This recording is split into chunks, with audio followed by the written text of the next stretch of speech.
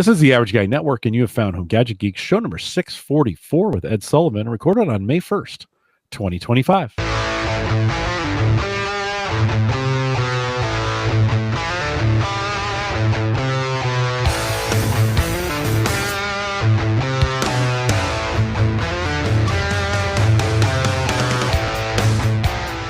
Here on Home Gadget Geeks, we cover all the favorites, tech gadgets that find their way into your home, news, reviews, product updates, and conversation, all for the average tech guy.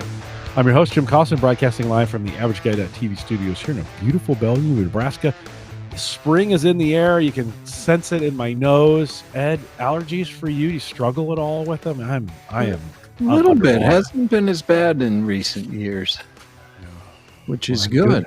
Yeah, good for you. I'm hoping it's not a cold. I guess if I took some Claritin or something like that. Not that they sponsor the show or anything like that, but if I took some Claritin and it cleared up, then I guess I would know it's allergies. Is that a sound? Do you think that's a sound recommendation? Well, I just recommend don't take a COVID test and then you can't get COVID. The only way you can get it is taking that test, Jim. Oh, that's true. That's true. Well, we'll stay away from the COVID tests. What we hope you won't do is stay away from the show notes.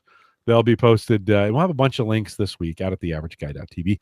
Big thanks to our Patreon subscribers. If you're one of those and you join us on Patreon every single month, appreciate that. Many of you do. Head out. If you want to join the team, head out to the AverageGuy.tv/Patreon and join today. And then if you want to use the affiliate link for Amazon, I've got that posted on the front of the site. Just head out and click through that link. Upper right-hand corner, just click through it. You'll see there's some verbiage there. You'll see it. Click through it. Doesn't cost you anything. There'll be some Amazon links that Ed has as well. There's a lot of Amazon. Yeah. So click through those. Of course, that's Sports Network. So appreciate that as well. And Brian says that he hopes I feel better. And Brian, I hope I do too. So thanks for saying that as well. Ed Sullivan is with me. Ed, we talked last time, a couple weeks ago, 3-4 weeks ago, whatever it was. You had picked up a new EV. Tell us again what you got, and then I want a 1 month report on that thing. How do you like it? So what I ended up with was a 2025 Cadillac Lyriq EV, and I think I'm at about 3,500 miles I've put on that, and have had no major complaints or issues with it. You know, the one problem I had early, and it wasn't the car's fault. I was going, I think it was just a couple days after I picked up the car, I was going away for a few days, and I thought, you know what? I don't know if I want to put the brand spanking new car in the airport parking because people aren't always careful there. So what I'll do is I'll go to the remote parking and park it away from people, and let's preserve this as long as we can. Yeah, you got lured into a sense of security, didn't you? I did, because day after I got back, I noticed somebody had put a decent sized ding in the passenger door. And listen, it's I guess the cost of living in this world, but I couldn't live with it that early in the life of the car. So what I did is I looked into paintless dent removal. You know this technology, Jim? Well, is that where they massage? They drill a hole and then massage it from the inside? No drilling, no. Oh, okay, good. Although, I think a lot of them use suction cups from the outside, although this guy's methodology seemed to involve a torch with an open flame. Oh, man. And he actually came in behind it. So came in next to the window. Oh, I gotcha. Okay. I think the torch was really softening the metal. Yep. And then, so his was more of a push than a pull operation. Okay. But did he have to take off the door panels, or no? Okay. Nope. All right. He said some cars are tricky if they have, anti-theft. They might have something in that door, but this one seemed to work out fine. So 20 minutes and $200 later, well, that's not bad. No sign of it. Yeah, it's all gone, and they came from the inside, so it's not like the paint. They're messing with the paint No, the either. paint was Yeah, perfect. yeah. Although, yeah, I said to him right up front because he had given me the quote of 200, and I said, "Don't feel like you have to take more time than it takes just to make me feel like I got my money's worth." He said, "I appreciate that." I said, Yeah, "No, just get it I done. I'm paying for a result, not the Right, amount of right. time that's being spent." So, Yeah, right on. Yeah, um, that yeah. that didn't work out too badly. Then, only other thing was, a recall. Yeah, GM issued a recall on it already? They issued a recall. Let me bring that It one might be the stupidest recall I've ever seen, but, up. Why? What was it for? it was for, the wrong directions in the manual for the adjustment of the rear headrests. So Okay, say that again. Say that again. it was an error in the printed manual on Okay. how you adjust the rear headsets or Can they just headrests. can they just mail that to you or I don't know what they gotta is that do, like staple okay. a new page in it or Yeah. what needs Is it to I you have to show them the manual and be like, "Okay, fix listen, this," or they give you a needless new to one? say, I haven't rushed Yeah.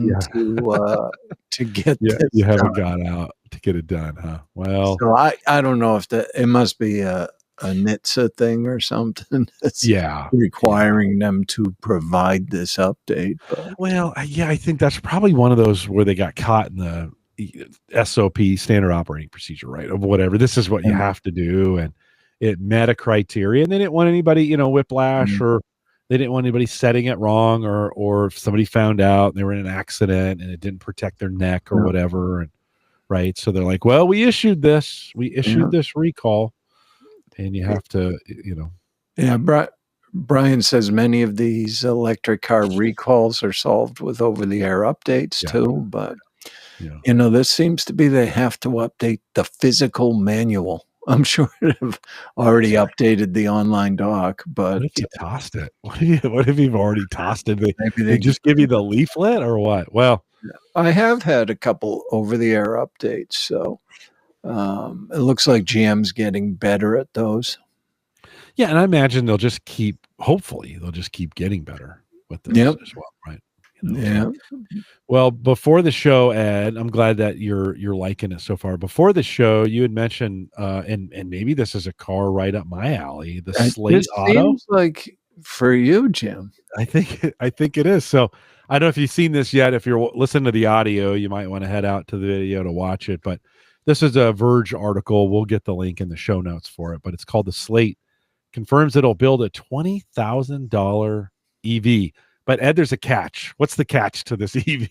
The catch is that this is bare bones, Jim. Yeah. Um, it does not even have power windows. When's the last time they made a vehicle Yeah. without power windows? Yeah. Although Yeah. I believe it's available as an option. So not all the info is out on this yet. I think in the base configuration, what did you see? A 150-mile range? Yeah, 150 mile. Yeah. But Yeah, how I'm sure. far is Menards, Jim? Uh 6 miles.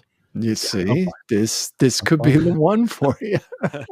Now, I think that $20,000 price tag says it's assuming that the federal EV incentives are still in place by then. Correct. And these will So, be manufactured in the USA. yeah, in Indiana, I think is what they're saying, Yeah. What does right? it say? 1.4 million square foot factory? What Yeah. used to be Yeah, there? yeah. Yeah, an existing 1.4 million Hmm. Warsaw, Indiana. Let's see if they say what used to be there. I'll keep reading. I think the interesting they're slated, no pun intended, Huh. slated to produce 150,000 of these trucks. How much of a boutique, like, do you think? Okay, with all the stuff, and I'll show the picture here, and then I'll tell you what this reminds me of. With all the fear of recession, with all of the stuff going on, prices, inflation, you think these are going to get snatched up like real or not, like we did with the Cybertruck. I mean, I put Well, $100 down. I never even seen a Cybertruck yet. I but think these would get snatched up. I don't know, Jim. If you remember, I don't know if these will follow the Cybertruck playbook. What were they saying the Cybertruck was for the base model? 50. 49,000, Yeah, it was 50. 49.9. Yeah. And then at the time they came out, you couldn't get one for less than 100. No, right on. So I think, if they can keep these under 30, they'll be doing pretty well with them. Okay. The base configuration looks like a truck. Yep. But you can buy additional. I'm assuming there's all kinds of things you can do to put additional seats or make it look like an SUV. Some of those kinds of things. Yep. But there's no paint on this thing. It's base model. There's no paint. It's gray, right? Yeah, I mean, Jim, you don't get amenities for that price, but I think they'll be. I don't know how niche it is, but this will appeal to a lot of folks that want to personalize the vehicle. So maybe it's aimed at a younger generation. I'm sure there'll be companies, doing all kinds of vinyl wrap things for it. Yeah, I can see that, I guess. A friend of mine who's big into 3D printing wants to get his hands on one of these because if you get enough things out there, you end up with a lot of 3D printed stuff that you can print for your truck or your vehicle. Well, so ironically, as you're talking about printing, Slate will build out their production hub at the former R.R. Donnelly factory in Warsaw, Indiana, a printing press that was once responsible for stuffing your mailbox with catalog pulp from retailers. It shuttered in September of 2023, putting 500 people out of work. And so maybe the old printing press can print, I guess it wasn't crowded with 500 people and over 1 million square feet. It's a lot of square foot per person. That's a lot of square foot for a printing operation. So this is an article in The Verge. I put the link. No touch screen, no radio. yeah, no, for sure. Kind of reminds me of my first car. Because the truck doesn't have paint, Slate's Auto Factory doesn't need an expensive paint shop. Mercedes-Benz recently spent a reported $1 billion building a new one. And because the body panels are made of a form of plastic, the factory can skip the massive presses typically used to stamp out metal body panels into shape. Are they printing? Are they 3D printing these things? Maybe injection molded. Who knows? Yeah, there's the plant right there on screen. Wow. So it's going to employ 2,000 people. Slate would not confirm the total investment in the facility. I mentioned this. It does remind me, Ed, of my first, like when I first bought my first Nissan Sentra. I was in the military. I had no money. It's just a car I could afford, and I could barely afford it then, right? They put me, that thing, if you scratch the paint, it said Budweiser underneath it. And like it was the cheapest. It had a radio, but that was it. No air in there. Now, fortunately, I moved to California, and then we didn't need air there. No. And when I moved it to Nebraska, I wrecked it the first week I was here. Yeah. So ended up buying a car with air.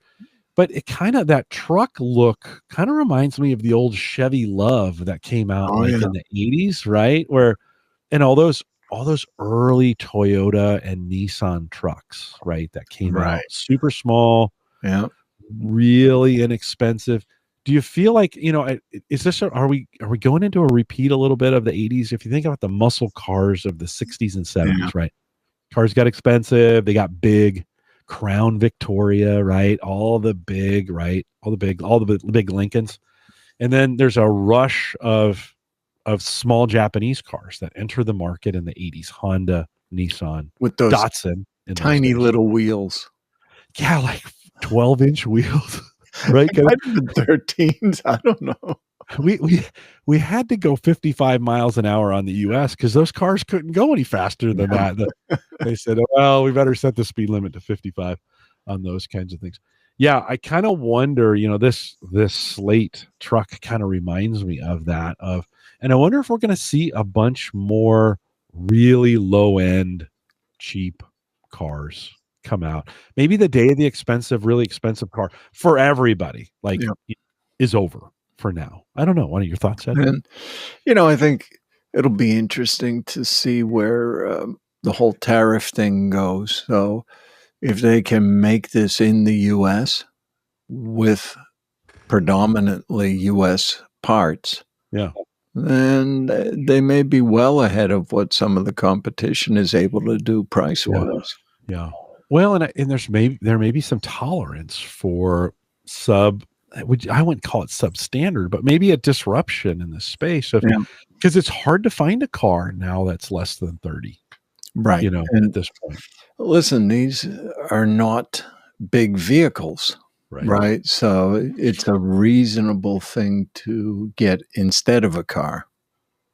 A lot of people don't want to drive a big pickup truck, but they might like to have that bed on the back there. I know you want that. Great for me. That would work great. A vehicle like that would actually be I say that I can't give up my legacy. I love that car. But maybe in addition to, maybe that's they're cheap enough where you could see some people adding one of those. I mean, maybe Milo will need a new vehicle, and it'd be a good Milo car, wouldn't it? But you put the SUV conversion on it. Right. Just listen. We just drive that around town anyway, so 150 miles of range is fine. Yeah, for that kind of thing. That would work. I think the bigger battery may go up into the 200s or somewhere. So, although it was interesting, they said they're not using LFP batteries, which I thought they would, just based on cheaper costs for those. But it may be more a function of battery supplier. I mean, I saw an article last week or the week before that GM has just surpassed Tesla in EV battery production in the U.S. Oh, wow. So, well, they're changing a lot of their models over. Yeah. So we'll see whether that's a winning strategy in the end. Yeah, it says the 1.4 million square foot Slate facility is roughly 1/4 the size of Tesla's Fremont factory, which currently produces approximately 650,000 vehicles per year. Again, Slate hopes to produce upwards of 150,000 trucks annually at this facility, an annual production rate that took Tesla more than 5 years to achieve in Fremont. Given its simplified manufacturing process, Slate will surely be hoping to move more quickly.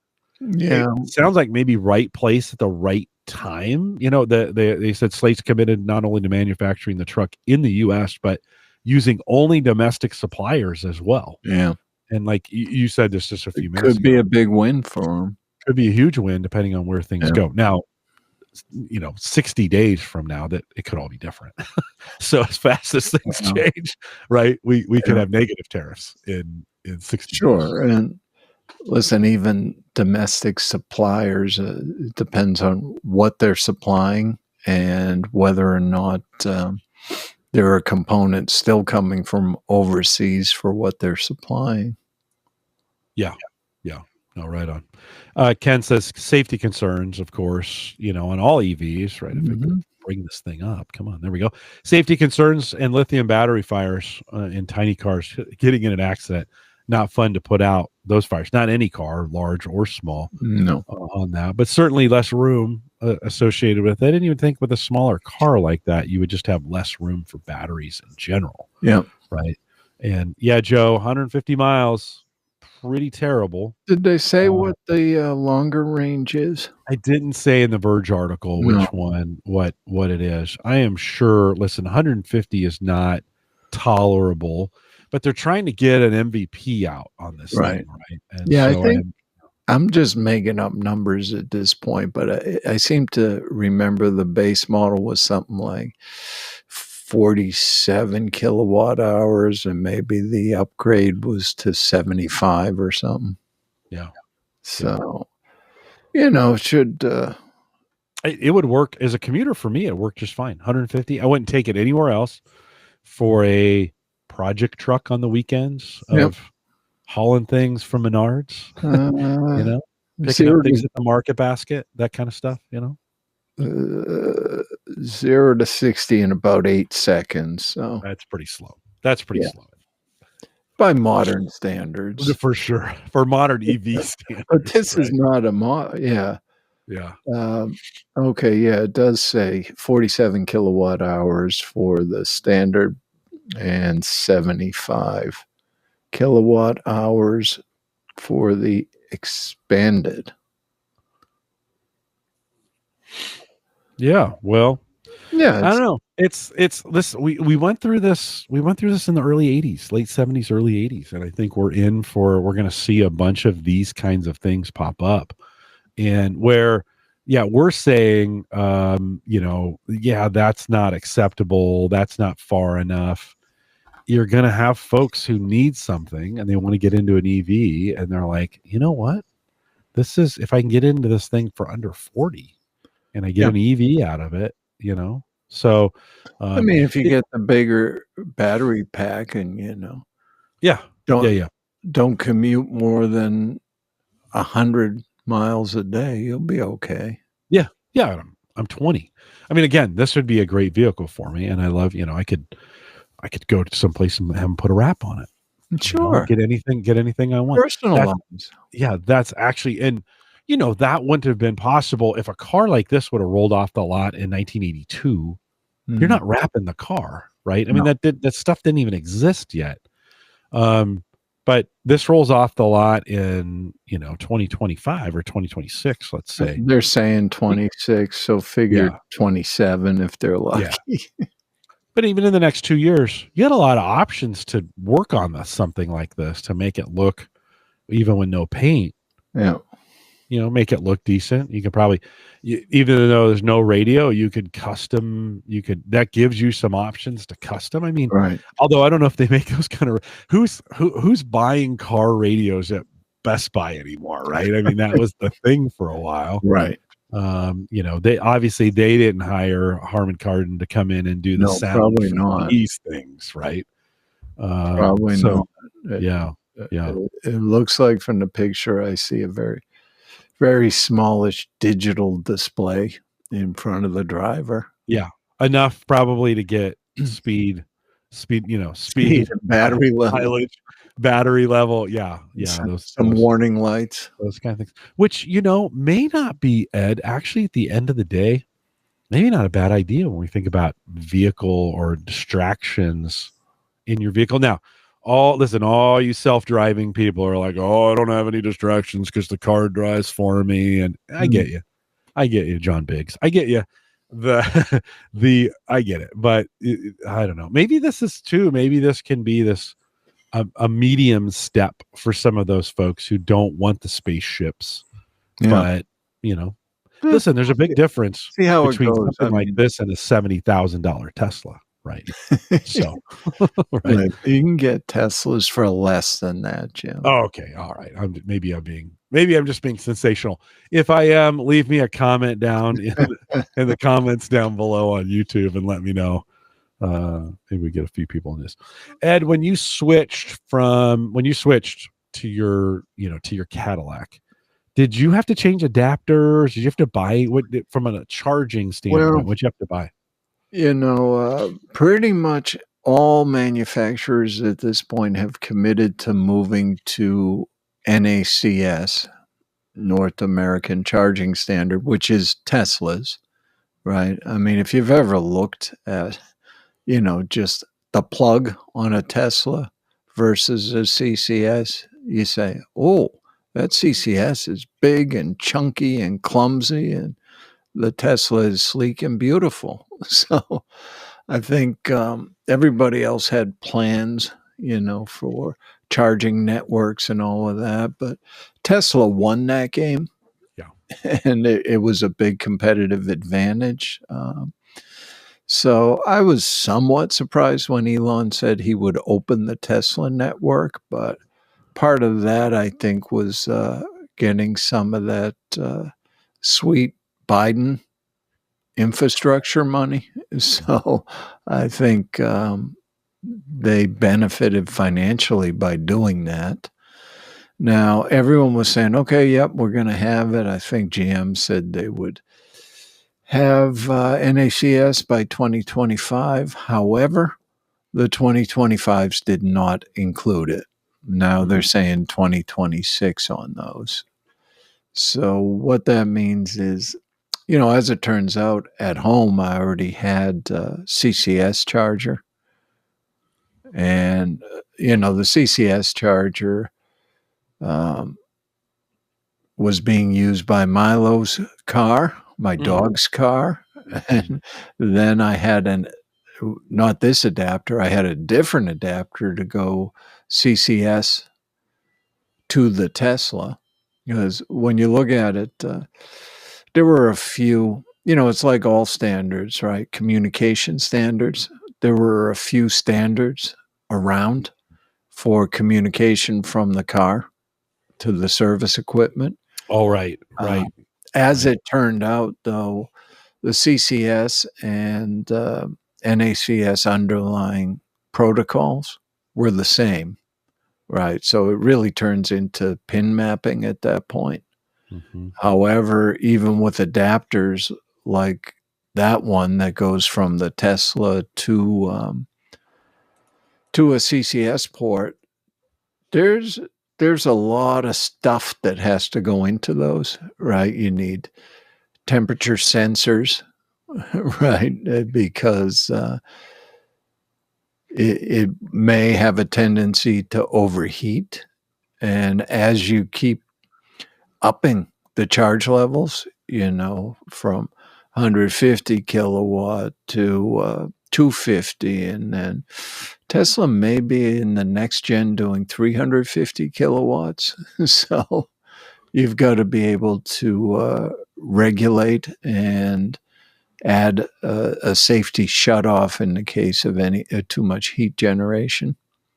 The issue is, I haven't tested this yet with the Lyric. I tested it with Milo's Chevy Bolt, and it worked fine.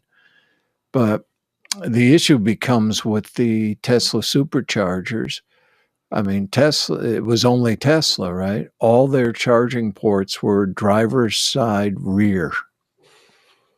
And the way all of their charging stations were set up is, okay, back in. And they have it all aligned so that a fairly short cable will reach driver's rear if you back in. Well, my Cadillac is driver's side front. So really the only way to charge that at a Tesla charging station is to take two spaces, because you have to kind of park at the one next to the supercharger that you intend to use. I believe maybe in their next version of charging station, they may go longer cables. But in the meantime, it's a suboptimal situation. Right. I mean, you feel kind of like a bad person taking two spots, right? Yeah. I mean, I can't imagine anybody's a favor of that. No. Right. I'd probably just go with a CCS charger if it was in the area, but a lot of those are very unreliable. You drive out of your way to go to one of those and then find out none of the charging stations are working. So, Can you run an extension cord? I mean, is this something, can you carry one of those? I hate to carry one of those with you, but can you carry an extension cord in a situation Tesla like that? says no extension cords. However, there is someone working on one. It's not out yet. That's a company called... Is this one? That's the one. NACS-DC extension cord. Yeah. This just sounds crazy. Well, it is. It's got to be super thick, right? 350 amps, and it'll handle 500 amps. So in a boost mode. You know, you look at the price and you say that's outrageous, but Yeah. again, they have sensors built into both Yeah. sides of it. Right. What they have to do, since I don't think these will, well, maybe they've upped it. Last I saw, I thought they were maybe, well, I think they can't really go above 250 kilowatts, which is not really a problem for me since my car won't charge at more than 190 kilowatts. That's the Okay. max charging speed. So, you know, I got on their notify me list. It'd be, you know, interesting to try one out. Yeah. And so you'd be okay stopping like this. I mean, this is a ridiculous example because he's way out of the parking zone. I Right. think your example would be better where you pull in, Yeah. it's on the right side, you need it on the left or whatever. Yeah. And so you're able to plug that in and pull it around. You do, I mean, at some point, Ed, I mean, you're pulling an extension cord out of your car each time. I guess for some charging stations, right? Sure. And listen, for me, I think in the 4 years I had the Tesla, I charged at a supercharger 5 times, Okay. you know, only on road trips. So it's not a Yeah. big burden for my usage, but, Sure. you know, other people, yeah, I don't know. It's not going to be a lightweight thing. No. I wonder how much that weighs. Hold on. I wonder if they have that in the specs down here. That can't be. I was thinking of the cables that I bought a 50 amp cable for the just 50 amp cable for the house, right? To do Yeah. the backup power for that. And that's a heavy, that 15 footer is a heavy cable. This thing is 6 to 9 feet, 2 or 3 meters. Which is a pretty critical difference. 6 for me is a little bit short for what I need. So I'm hoping it's 9. Yeah. Well, it's interesting that it's 6 to 9 feet. You're like, I what think would determine that?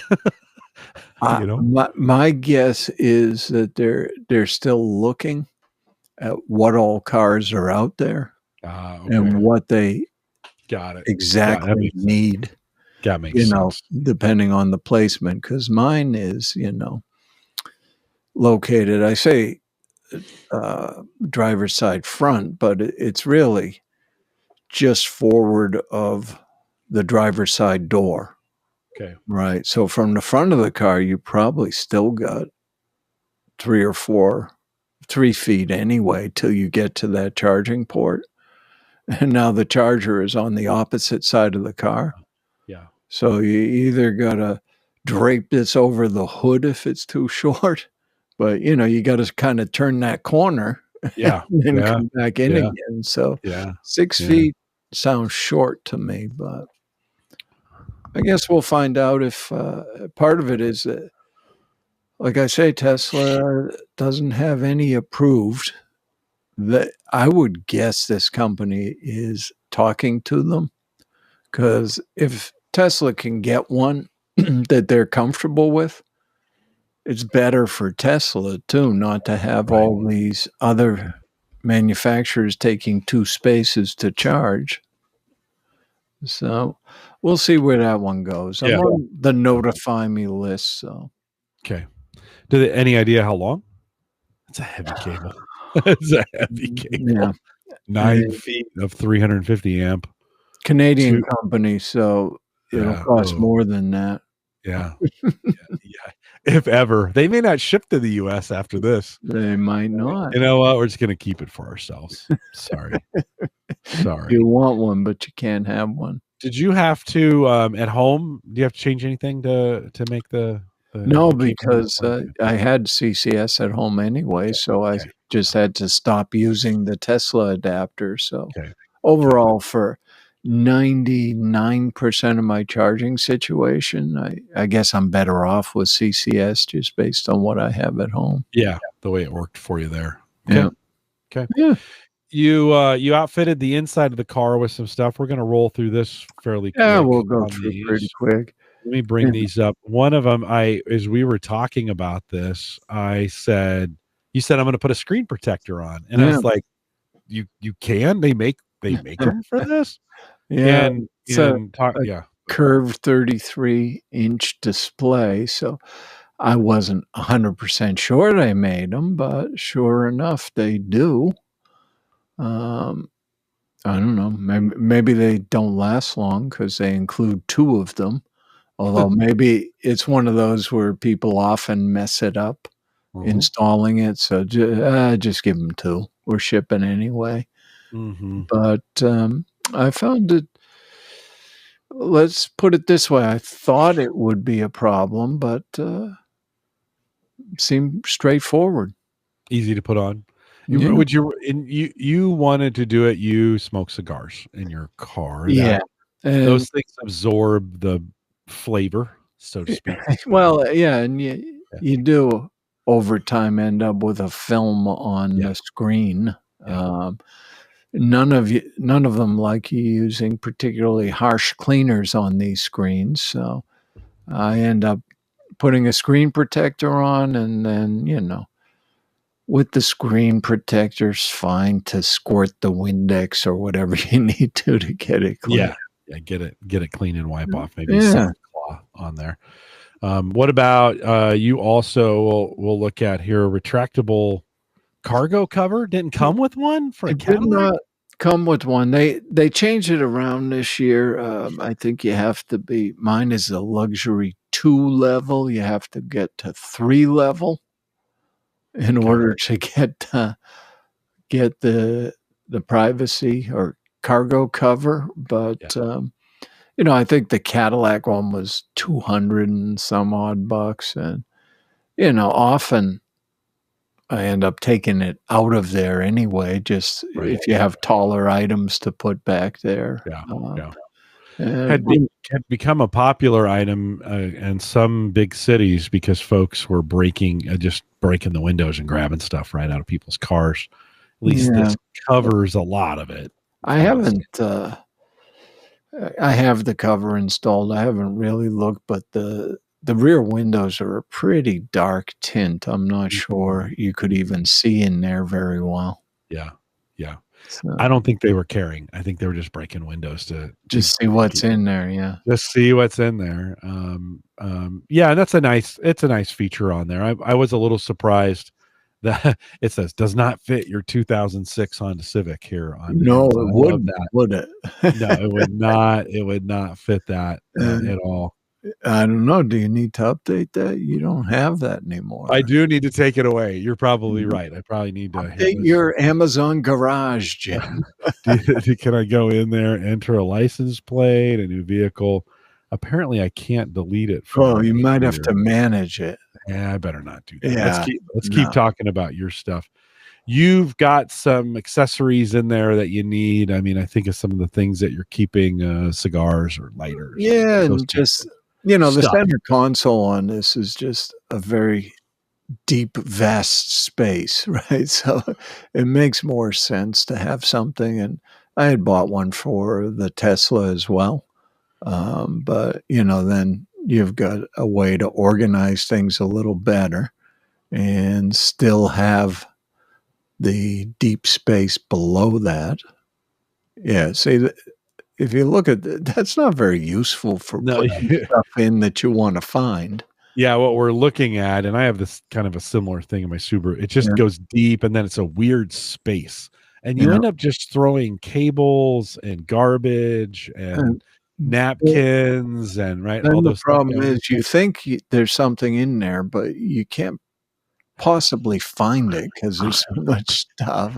You might find a Cheeto or a Frito or something. Who knows what you're going to find in there? You do the Lego crunch as you're going through there.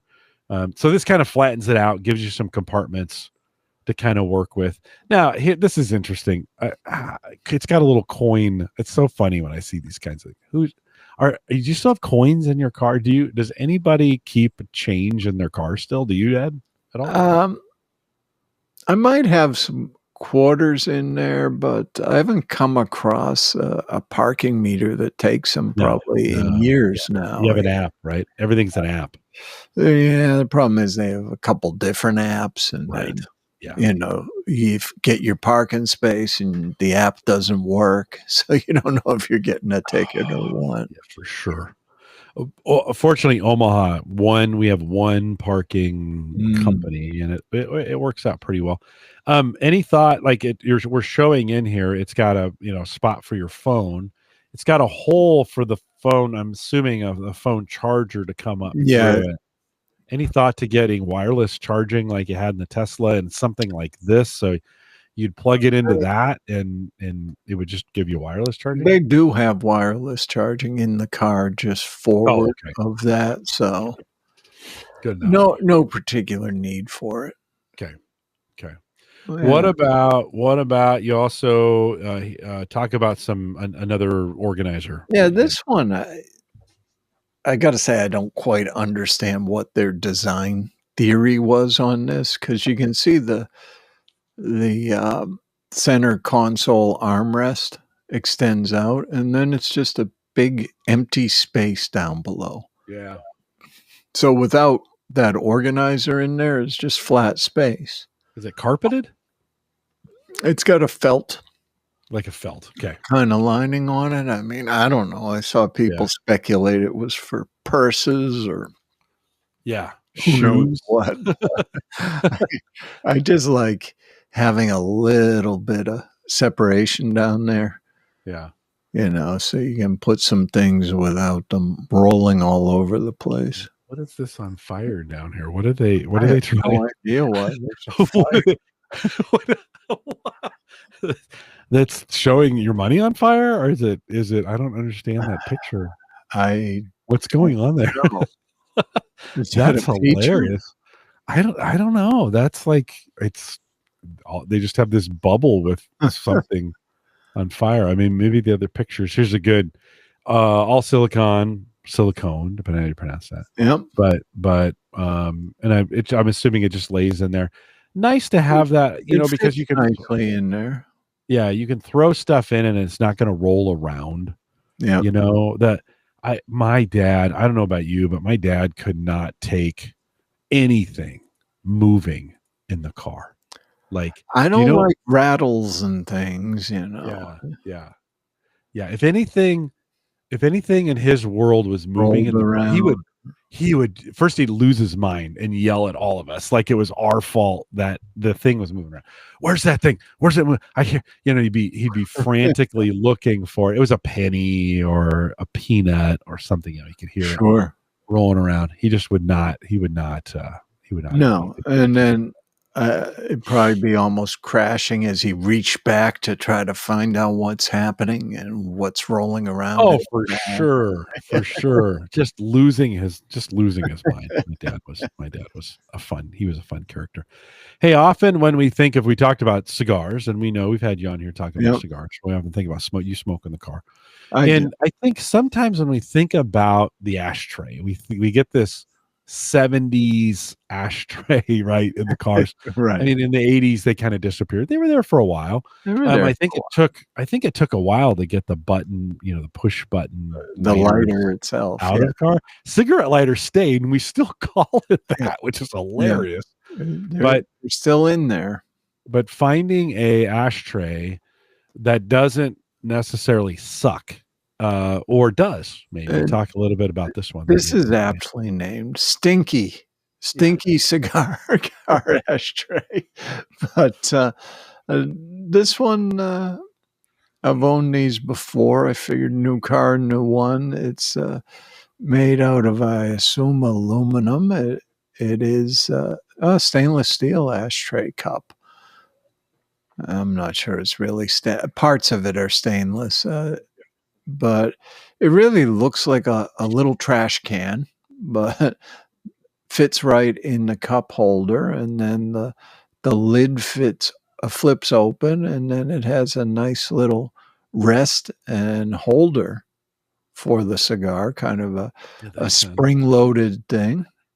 And they work remarkably well, because if you're a car smoker, what you don't want is a lot of ash and cigar butts sitting around because that adds a lot more odor. But this one, it's easy enough. You just leave it in there and shut it. Elevate your environment. So I don't know if there's any elevating happening after you started doing this, but at least control your environment for control it. So yeah. I found these to be quite good. Stay in place well in the cup holder. Well, and hold that cigar so that it doesn't go rolling around. Flying around. Yeah. Unless it's a box pressed, and then you can just set it right on the dashboard, right? that would have driven your dad crazy with lit cigars rolling all around. He would have not. I'm trying to remember if he smoked them in the car. I don't think he did. No, maybe he did. I can't remember. And back in the day, that people would just flick the ashes out the window and then toss it out the window. Yes. Yeah, for sure. I prefer not to be throwing things out my window. Yeah, that's good. That's good of you. Yeah. Although a cigarette filter, I think, is a little bit different than a cigar butt. I mean, listen, if I'm out in nature and the cigar has gone out, as long as there's no band on it, it's a pile of leaves. Yeah. So you could probably just with your finger and thumb, right? Just mix it up into a biodegradable. I've been telling you, as we've been enjoying a cigar on Sundays, I've been telling you I need to get a cigar holder for the shed.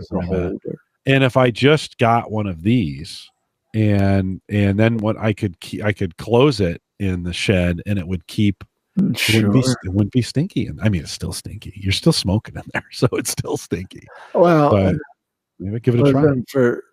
For the shed, sometimes, if people are potentially leaving the area while the cigar is not yet out, a lot of people get those really small metal trash cans.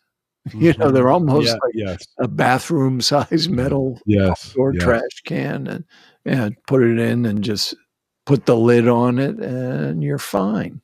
Yeah. Probably other people use them for fireplace embers and the like. I see a lot of folks who have a fireplace using those small cans. We have, my kids made me ceramic cups when when they were in high school or whatever. Yeah. And we just you sent me an ashtray that I still use on the deck. That's the deck tray. And then the kids have some. They didn't know. Listen, when you and I were kids, we would make ashtrays for our. I was going to ask you if you're still of that age where you'd go like to summer camp or something, and they'd have you make ashtrays for your parents. Yes, for your parents. Yeah, like they needed them. Oh, for sure they did. At least one would be smoking, right? And so you would, you make an ashtray. Now my kids were making cups, but they turned out to be perfect size for just a little cup ashtray. This week, all the people decided that I'm older than dirt, Jim, because they were talking about, when you got milk at school, did it come in the little carton? Did it come in a plastic bottle? Oh, yeah. Mine were glass. Oh, you are old, Ed. Wow.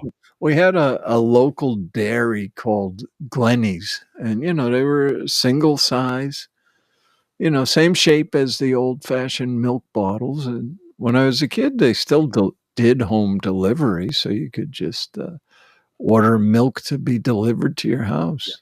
Yeah. Now, you didn't have glass at school to drink milk out of. Yes, we did. They were small glass bottles. Oh, man. That's crazy. Did you throw them at each other? Did you have trouble breaking things and people cutting their feet? If you remember the old milk bottle, it was a heavy glass. Yeah, they were hard to break. Yeah, they were hard to break. Yeah, I'd like to have some of those to put whiskey in now, and put a cork or a synthetic stopper on the top. They'd make great whiskey bottles. Yeah, this is the week to feel old. You probably have no knowledge of this, Jim. Do you remember smudge pots? No. No. Okay, these were used back in the day, Jim, in the dark ages when they were doing road construction. These would be little round balls that look like a cartoon bomb, Okay. and they were filled with kerosene with an open flame. Oh, yeah. I mean, this is back in the day when they'd just dig a big hole in the middle of the road and just put some of these things here. If you fell into it, they're like, you deserve to fall into it if you Didn't you can't. see the flames? I don't know. Oh, no, I don't remember those. I I grew up in don't think California. We were a little more cautious. well, you might have been more advanced too. Yeah. You might have had reflective material. We did have reflective material. Yeah. This predates that. Yeah, that was we had Sarah and I were just talking about this the other day.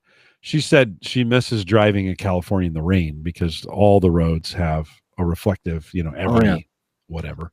Yeah, but in snow country, they don't no. stay in place for very long. No, I was always surprised. We go up to Tahoe and they didn't have them up there. And I was like, oh, the streets always seem so plain up here. Yeah. Because of the snow plows, right? And not having a snow plow in San Jose where I grew up. I had no idea they even existed. It wasn't until I got to Germany that I realized like they don't have this everywhere. They have snow plows. Ed, inside your car. Okay, so since we just talked about ash, you got to keep the inside of the car clean, right? And so what'd you pick up? What'd you pick up for that? I think last car I had a Black & Decker rechargeable, but then you'd have to take it in the house when it runs out, and it was much bulkier than this unit. This is it's got a V8 in it or something. This is a small USB rechargeable vacuum, and it actually has pretty good suction power on. It's got 2 levels to it, but for just stray ash, the low level is perfectly fine. It's got a number of attachments, and one feature of it that I like is, it blows the exhaust air out the back of it. So some of those you can actually put those attachments on the back and use it as a blower because, in cars, you always end up with something next to the seat rail. Right. And a tiny little space that you can't get a vacuum into. So it works to just blow whatever the debris is out of there and then suck it up with the vacuum. So I've been pretty happy with this. And this one is good for anybody that may end up with messes in the car. Yeah, I mean, think about the kids and the Cheerios and the goldfish. Or just the dust. I find it crazy how fast your car gets dusty. Yeah, it really does. And one of the things I hate is cleaning the windshield from the inside. Like Sarah's good at that, although her hands aren't as good as they used to be, and so it hurts her hands to do it. But the cleaning that, you get that kind of film of muck. Yeah, inside 80,000 RPM motor. Oof. You look at that. Be careful to keep your fingers out of the way there. It's interesting because as we talked about, this picture here gives you a really good idea of the size of that. Yeah. When you see this picture, I'm thinking that thing's the size of a pencil. No kind of deal, and it's not crazy large, but it probably have a case. Does it have a case where all the stuff goes in? All the accessories, it comes with a case for all the accessories. Yeah. So I've been happy with that. How often do you have to charge it? How long have I had the car? A couple months. I probably charged it 3 times. Okay.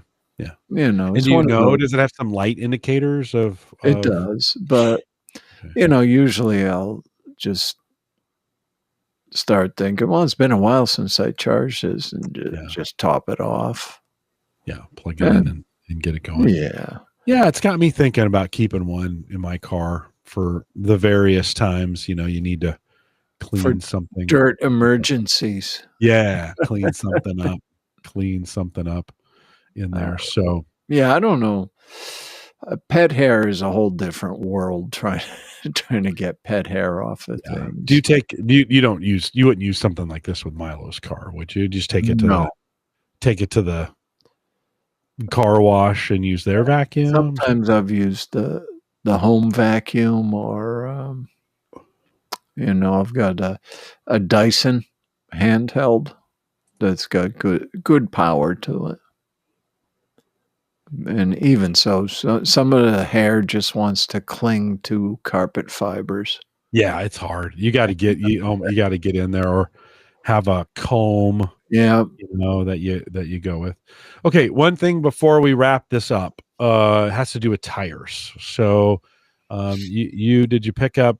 Sometimes I need tires. Those tires. Well, you have to have, whether you have an ICE car or an EV car, you got to have tires. Yeah, these ones are on this car are theoretically self-sealing. Who knows? Really? Yeah. Wow. For small punctures, but right. I do like to have an air compressor anyway. And again, I don't know if I was brand loyal. I've got an old Black & Decker one that plugs into, AC power that I've used for the cars when I'm adding tire pressure at home. But this one I thought is a great one to keep in the car. Yeah. This is a USB rechargeable air compressor. And it's not terribly large. In fact, I've got it right now in that bottom cavern of my center console. So yeah, it's not a big unit. And for me, then it's still easier, even if I'm just adding air at home. Mm-hmm. It's easier than having to plug something in. This is portable. Just take it to where the car is, and it's got a gauge so you can read the level and then set the level that you want it to inflate to. Will it let air out if the tires are overinflated? An air letter outer? Yeah. I don't know if it's got that sort of a feature. Yeah. Well, I kind of wonder. I had mine are, I inflated them for the winter, and now as spring is coming up, they're probably a couple pounds over where they should be. Like they want them at 35. Sure. They had been down to 32 in the winter, so they added some air, and then now they're at like 40. And you're like, wait a minute. You mean the air pressure changes? Would that happen in footballs too, Jim? No, especially not to Tom Brady in any form or fashion. No, all right. I'm just checking. It's a good thing. It's a good thing that you're checking on there. Yeah, it's got the attachments too, in case you want to inflate your basketballs or sports equipment. It's got the adapters for bicycles. Oh yeah, and that looks like the adapter for the big inflatable things like inflatable beds and that sort of thing. Yeah, you have to wonder, like, if you plugged, say, like you got a big tent, inflatable tent, like some of those play areas. Like, I wonder how long this thing could run and how hot it would get, right? Before you burn it up. I wonder what the running specs on this thing is. $80 ish or so, not bad to have. Like, I mean, I have an air compressor in my garage that I bought for nail guns and some of those kinds of things. Right. But, and it is kind of, you got to grab it, make sure it's aired up, drag it out, fill it up. The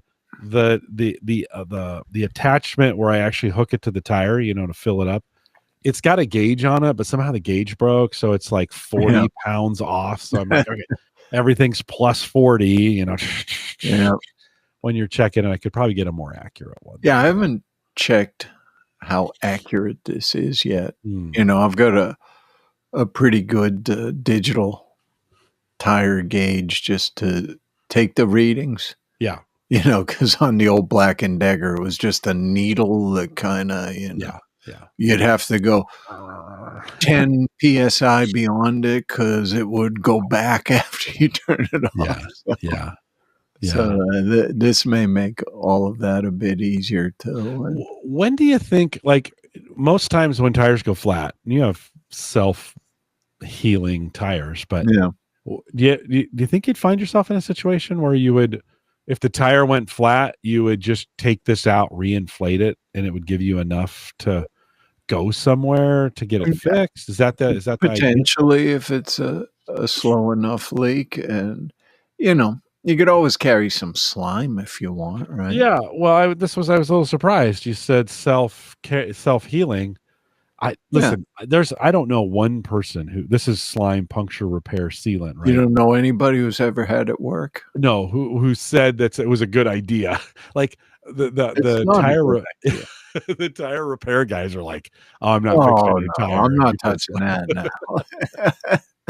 You put slime in here? No, never. Yeah. This is only to be used in the direst of circumstances. Yeah. Have you had to use it before? I've never used it. Yeah, me neither. No, people don't. Well, tire guys hate it. Oh, yeah. They've sensed you've used it. They're like, we're not going to fix your tire. I'm not going to talk about how long it's been since I had a flat tire because that'll jinx me. Oh, don't do that. No, don't do that. Let's just say this. Back in the old days, it was a very common occurrence. Not so much anymore. Yeah, it seems like. Why do you think that is? I think better tire technology. You're probably right. Is a lot of it. Yeah, you're probably right. I don't know. I don't know about you, but in the 70s, we didn't worry about tread depth or anything. It was just, I don't know. Okay. Can you see any metal coming out through that tire? Yeah. Just run it till you can't run it anymore. Right. And, when you had your old junker as a high school or college kid, if you had a tire problem, you just went and bought a used tire. Yeah. It wasn't even, the same kind of tire or anything. But if it fit on the car, it's a good one. Good enough. Same size. Okay. All right, same size. Different brand. Doesn't matter. Matter. It's okay. It'll get us there. We just have such different standards for cars today. I've said this a bunch of times. I may have said it here. I'm sure I have. People complain like, oh, cars are so expensive to own, and they've gotten so expensive since I had to buy one in the 80s or 90s or whatever. Yeah. And I'm like, yeah, but the car you get today, the average basic car you get today is a spaceship compared to the old ones. Didn't go up to 100,000. Right. They rolled over to zero. Yes. Yeah. None of them lasted that long. No, they did. We had a Plymouth Satellite wagon growing up, and man, when that thing, it did hit 100, barely. And I remember thinking, man, we got all our money's worth out of this thing, And now, I mean, it's now 200 is kind of, there's not a lot of cars that make it to 200. I think nowadays you can get anything to make it to that mileage depending on what you want to spend. Yeah. Right. So usually once you're at 150, I think a lot of cars start to cost more than you may want to put into it. I think if you maintain them, I think they can be fairly, I think they go away. So I got 250 out of that Honda, but here's what I think happens, Ed, is guys like you and me buy them new, whatever. We baby them or take care of them till they're, maybe in the 70s or 80s. And then we trade them in, do something different. That gets sold to the next group of individuals, right, who kind of take care of them, but maybe not as much, right? So they get maybe another 60, 65, 70, and then they start to have problems, and then they move those down to someone who literally does not give a crap about the car. then no maintenance is being done. So between 165, 170, and 200, A lot of dead cars. yeah, they just flame out. They just flame out at that point. I think it says as much about the way we treat those vehicles. Yeah.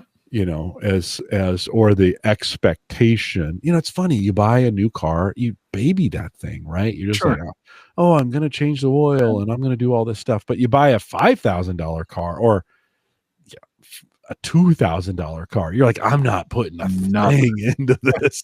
I'm going to run it without oil. I don't care. I don't know. That's my yeah, you're right. In the later life, after it's been handed down a couple of times, people don't do oil changes. They just add more oil. Yeah. Yeah. Seems like it's running out of oil. I should put some in it. Change the filter and just add a little more oil to it. You're like, man, 90% of that oil is brand new. I just put it in. I just cycling it through there. No, right on. Well, Ed, thanks for coming back. I wanted to cover some of those things that you had put in there. I'd love to hear from you, the listener, of your favorite accessories that you're putting in cars. What's the most important? What can't you live without? What maybe is unique to you? What have you found that works out really well? Do you put slime in your tires or not? Is that something you do? Or do you put the Lucas oil treatment to plug the oil leaks? Those old snake oil ones, or I'm sure they stuff you can dump in the radiator. Yeah, right. Radiator, yeah. Radiator leaks. You're like, oh, that'll never work. I mean, that'll never leak. I mean, work again. So let me know, Jim@theaverageguy.tv. You can send me an email. Drop it right down there in the comments on YouTube as well. Love to hear what you can't live without in your vehicle. I tinted the windows on my Subaru. Oh yeah. I think that's all that's all you ever did. I think that's all I did. I'm a stock guy. Yeah. I'm just a stock guy. But you're a fan of that ceramic product you and I use. Tech. Did you put that? I don't think you put that. Yeah, it's down there. Did you? Let's see if I scroll down. Hold on here. Ceramic. It's under the slime, Jim. Okay, hold on. I brought all these up in advance, so. Oh yeah. Well, that's the problem. Here, we'll go back to it. Talk a little bit. Yeah, one real quick, because it's really just a rub on. You just wash your car. Ceramic. Oh, you know what? I didn't click on it. So here I'll bring it in. I love this stuff. This stuff is awesome. And yeah, it's not inexpensive. However, I've found you can probably go 18 months between treatments on it. I need to do one right now. Probably not 2 years, but I've gone 18 without a problem. It says 6 to 8 applications per bottle, which is probably not quite true. Maybe it's 3, I would guess, but maybe they're putting it on tiny little cars. I don't know. Maybe on that new Slate car. Yeah. Well, you don't need it because it's plastic. I mean, what I liked about this is it just very easy to apply. Yeah. It doesn't take the elbow grease of using old-fashioned paste wax. Right. You don't end up with the remnants of paste wax lying around. And like I say, I think it lasts much better than a wax does. Water beads up nice for, like I say, you might get 2 years out of yeah. But I haven't put it on the Green Hornet yet, Jim. That's the name of the Cadillac, the Green Hornet. But well, they had it all waxed up nice when I bought it, so I'll probably go through the summer and get some on it before the winter time. I think it's a good idea. Snow actually slides off easier. It does. Yeah. I take it to the car wash and get it washed and dried, whatever. It doesn't matter. Yep. It's just a standard wash. Then I bring it home and hose the car down again, and then put this on wet. And you just put it on and just wipe it. Wipe it off. Yeah. And I'll need a new, my sponge has gone. It's applicator. Yeah, the applicator has gone missing on this thing. Well, it is a pretty thin and flimsy. It's not very good. It is a sponge, essentially. I'll go to AutoZone and just pick up a sponge. I think you'll be fine. I think I'll be fine. Okay, to talk about the difficulty with inflation, right? Okay, so $40 this thing is right now. I bought this. You and I were talking about this back in 2021, and I ordered it then. Let's view the order. Let's see how much it was. $30 back in 2021. And so it's gone up a little bit in that. But I mean, I get it really isn't terrible when you think, okay, well, if you get 3 treatments out of it or 4, that's not bad. I think you get 4. I think you get 4. Yeah, I will probably do that maybe for this weekend. I think the weather's going to be kind of nice. So it's always a good reminder. I think I did it. I think it's been 2 years. I think I did it in a spring or maybe a fall a year and a half ago. I think is right before the winter. It's funny. It's one of those things that you end up thinking about for a long time, and then after you do it, it's like, oh, that was easy. Yeah. You put it literally on longer than you need to. And then just wipe it on. You can do it on your glass. Wax off. You can do it on your glass. Wipe it around. They just say wipe it around. That's kind of the instructions. Wipe it around. It actually does hold up really well. Yep. So I'll have the link to that in the show notes as well. Ed, thanks for. It's always good. That's always a good last car tip of keeping it clean, keeping the water beating off of it. Does a nice job in the rain and protects the paint as well. You can spend all kinds of money on ceramic covers and stuff like that. That's still good too if you want to do it that way. That works out pretty good as well. Ed, can you hang around for a second as I close this? I sure can. Okay, a couple reminders on the way out. Next week, Gavin Campbell's coming in. We're going to talk about his home power upgrade. So he went from 100 to 200 amp service. Am I saying that right? Amp? Yeah. 200 amp service in his place. You are off your game. You're like Mr. Electricity. I know. Usually I'm right on it, but tonight I'm still feeling a little sick. So Gavin's going to come on. It's got some great pictures. It's going to be fun. I geek out when it comes to those to power panels, to your electrical panel. So that'll be a fun discussion. I'm sure we'll talk some home automation. Well, tell him to get an EV. He doesn't like them, but he has plenty of power now. He's set and ready to go. Yeah. He's set and ready to go. So Gavin's next week. Week after that, Mark Robson is here. We'll talk barbecue and grill show. So that's coming up. The 22nd, I'm actually doing an interview on Monday, next Monday. I looked at this. I thought, oh, crap, did I miss that interview? No, it's this Monday. That will play in on the 22nd. Doug Milburn's going to join us. And so we've got a special interview. I'm doing one of those again where I interview during the week, and then I'll bring it in on Thursday.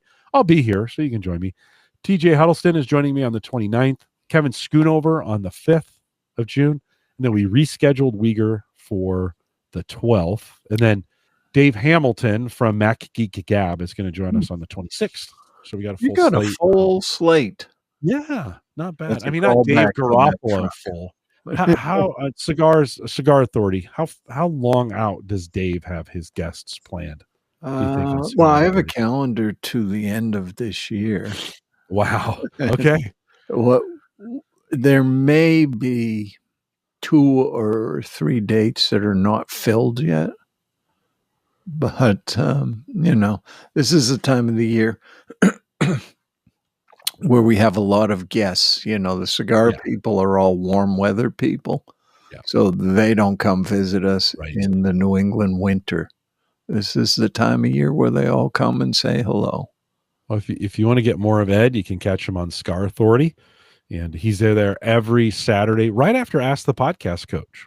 Like right after. We end at 11 and you guys start. We hand it off to you. We start at 11 your time, noon my time.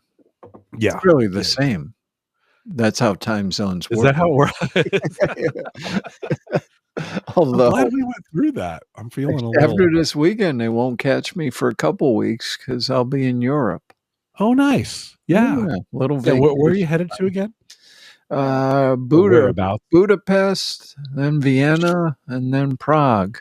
Nice. Okay. Yeah. Yeah. Well, that'd be good. Good for you. Yeah, I hope it'll Good be for good. you. I'm sure it'll be great. I'm sure those Europeans will be mad at you at all.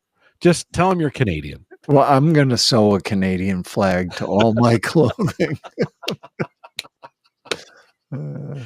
Yeah, they won't be mad No. at you. I'm sure it'll be fine. I would get a Canadian headband, and then I might dump maple syrup on me. I'll just carry a can of that around with me. And then make sure you have a good Tim Hortons cup. Yeah. Like one of those permanent ones, and it has to be all coffee stained so that they know you're a Tim Hortons regular. Yeah, you need the can of maple syrup because that's authenticity. That's true. That's true. Yeah, that is true. One last, Joe jumped into chat. One last thing before we go. He said, I had a lawnmower that had the tires would go flat over the winter. They sat flat and cracked the sidewalls. I got another 2 years out of them by using a cheap tire sealer. No, that's a good use of it. Yeah, you're probably right. Yeah. Don't you have to put it in and then like roll the wheels around so it coats it? I never even read the directions.